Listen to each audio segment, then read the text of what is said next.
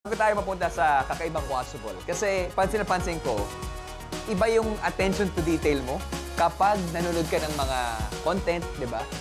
Pinapansin mo lahat yung movement.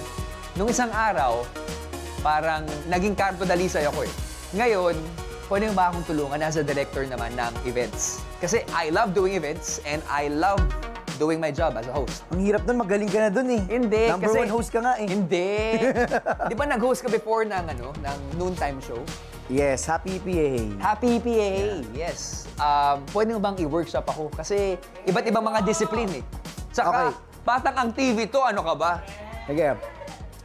Ang Sa TV HYY, Ah, actually sige. ako kasi, sinasabi ko nga, hindi pa namin ni Robin when we were hosting Pinoy Big Brother. Pinoy Big Brother. Sobrang sama ako sa script. Di ba, hindi ako masyado magaling magbasa sa teleprompter. Hindi ako magaling magbasa talaga at all. Nako-confuse ako, which is yung strength ninyo na talagang kahit magkaloko-loko yan, nandun kayo. Akin, pagka nagkamali ng teleprompter, pati ako magkakamali na eh, dire-diretso na. Kaya yung HYY, parang bullet points lang ako. Tapos, kung ano lang yung nangyayari sa surroundings ko, yun lang yung... Kailangan mo mag-adapt. Oh, kailangan ko mag-adapt. Doon ako naghahanap ng ad-lib at sa contestant, di ba? Pag noon time, siyempre kailangan mo ng contestant. Okay. Hanap Okay. na tayo ng contestant ulit. Siyempre, si Aliana. Aliana, pwede ka bang bumalik dito? Yan. Sabi niya, ako na naman. Ako na naman. Ayan. So, Okay? so- So, siyempre, Oh, contestant paano? siya. Kuwari siya na napili mo. Dati kasi gumawa ako nung isang segment namin sa HYY, yung Ikaw ang Bida, where we choose random contestants, di ba? So, interview mo siya, kuwari siya yung napili mo. Kuwari, lalakad ka lang. Oh, ano gusto mo pangalan this time? Julina. Oh, Julina? Oh, sige. Julina. Kuwari, Julina. Yan. Kuwari, Julina. Julina? Yan. Kinakabahan siya, oh. Ikaw ang bida ngayon, kuwari. Ikaw ang bida. Okay? Sige. Okay. 3, 2, 2, 1, action! Mga katropay, welcome po sa ating programa. At siyempre, makakasama natin ang pinakabagong contestant natin na si Julina. Julina, lapit. Yan. Good morning, Katropay. Anong sabi mo? Katropay. Alam mo, Katropay. alam mo, teka lang. Are you alam for mo, reals? alam mo, 8:15 na ngayon, ha? 8 o'clock na at good morning pa rin. Ay, good afternoon pala. Sorry. Ganda, ang ganda ng attention to details. Ang ganda nun. Kinakabahan ka ba? Medyo. Oh, Julina, taga saan ka? Taga Samar. Summer, baka pwede mong batiin in... Waraynon. Waraynon.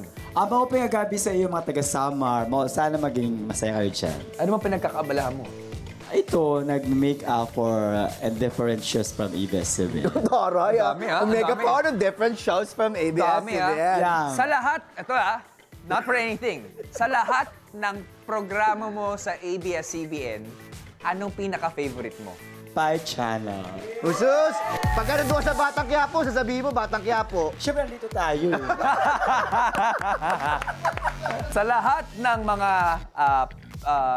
host sa Pie Channel, sino ang pinaka-paborito mo? Robbie Domingo. Ba't may piga? Siyempre, love kita eh. Sige nga, kung love mo ako, kiss mo nga ako. Kiss mo ako. Hindi, ito talaga. Kamusta ang love life mo ngayon? Oo, yan. Julina? Doon ako papunta eh. Kamusta ang love life? Lahat naman tayo nagmamahal. Kamusta ang puso mo ngayon? Empty po. Empty. Ano bang hinahanap mo sa isang kapartner sa buhay?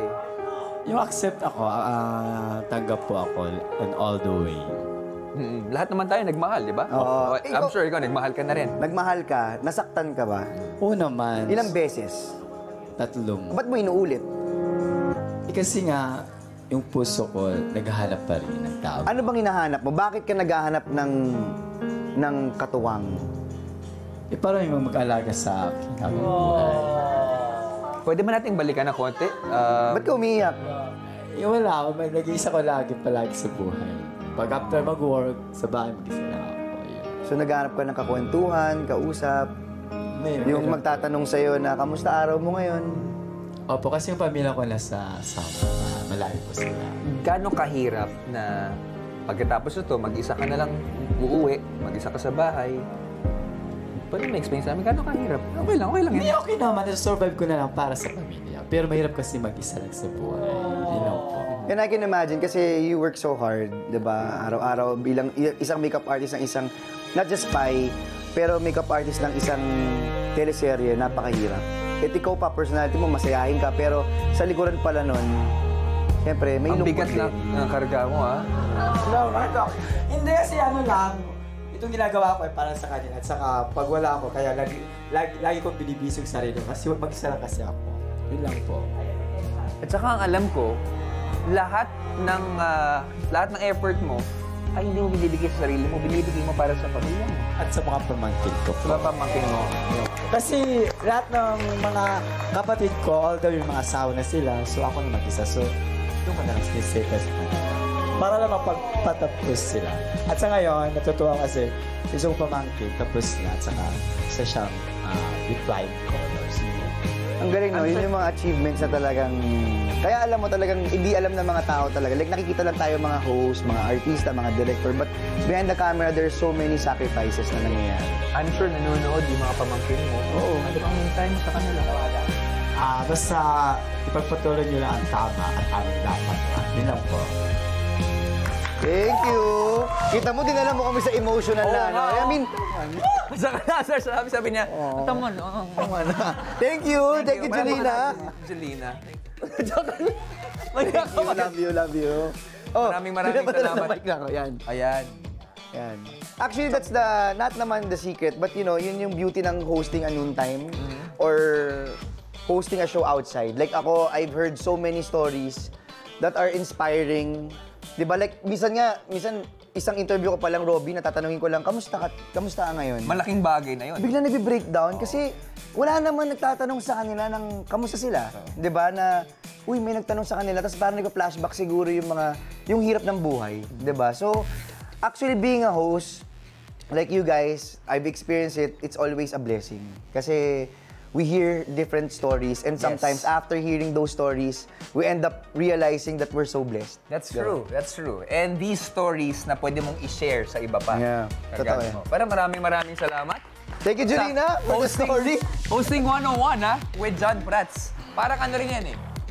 Pag-acting, Yes. may hosting sa corporate, may hosting Sa noontime. Iba-iba siya, noontime, iba-ibang iba-ibang flavor. ano, Yeah. Reality, variety, at marami pang iba. 1, 2, 3, 4, we're ready for more.